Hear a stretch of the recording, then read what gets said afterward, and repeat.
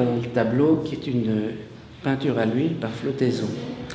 C'est-à-dire que je travaille sur un grand plan d'eau assez profond sur lequel je dépose une fine pellicule infinitésimale d'épaisseur d'une certaine texture, de manière à ce que quand j'immerge le choix de ce que je veux utiliser pour créer les œuvres, elles sont au préalable teintes avec des pigments naturels, de manière à ce qu'au moment où je les immerge, en passant à travers la pellicule qui est à la surface de l'eau,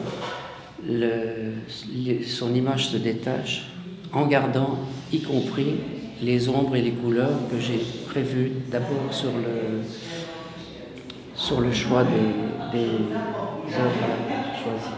Ensuite, une fois que j'ai fini à peu près mon motif, tant que c'est sur l'eau, je peux les déformer d'ailleurs, je peux aller jusqu'à l'art abstrait si je voulais, mais en général j'aime bien garder la fidélité de reproduction parce que c'est d'une très grande sensibilité. Ensuite, je récupère par le chemin inverse sur une surface qui peut être une toile, du bois ou n'importe quelle matière en quelque sorte, ou alors dans un moule où je vais couler une pierre de synthèse que l'on appelle le lap. Ça, c'est une technologie qui a été inventée au début du siècle. Et ce qu'ici, c'est simplement recueilli. Sur celle-ci, c'est du bois. Et ensuite, évidemment, il y a quelques finitions à faire parce qu'il y a toujours des petits accidents sur l'eau. Je crains les courants d'air, les bulles et tout ça. Mais en général, voilà ce que ça peut donner une fois que l'œuvre est terminée. Le dragon, c'est une association au thème de l'exposition, c'est-à-dire l'art et l'argent. Donc là, c'est trouvé que j'avais un tableau qui était déjà commencé, que j'ai complété avec le dragon, puisque ça fait partie de la trilogie dont Wagner avait pris pour faire le Nibelung et les autres. Et c'est le dragon qui avait volé le trésor à son père, après l'avoir tué d'ailleurs. Et c'est Siegfried qui a tué le dragon pour récupérer l'or.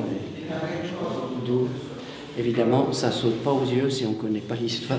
Non, effectivement. Mais c'est une manière, une approche avec l'art et l'argent, parce que si on peut toujours mettre des billets de banque et des pièces de monnaie, bien sûr, mais oui, tandis que là, c'est plus en relation avec l'histoire, avec le côté intrinsèque de l'histoire.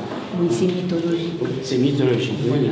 Monsieur Bernard, comment vous êtes arrivé à former le dragon? Ah ben alors ça fait partie d'un petit peu de la partie discrète de ma manière.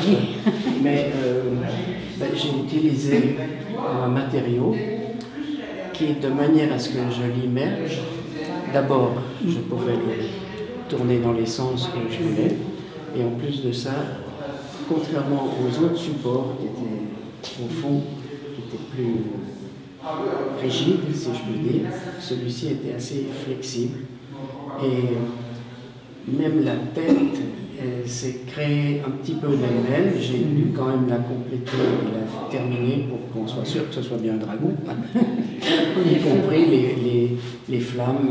Après, il y a de la poudre d'or ou de la feuille d'or qui a été...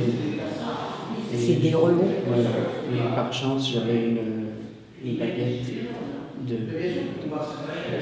pour le cadre qui était aussi, elle, dorée à la feuille, oui, en effet, en or blanc. Donc, vous voyez, on se rapproche à la fortune, en adéquation avec le thème de l'exposition. Exactement, exactement. Je vous remercie, monsieur. Mais je vous en prie, c'était un bonheur.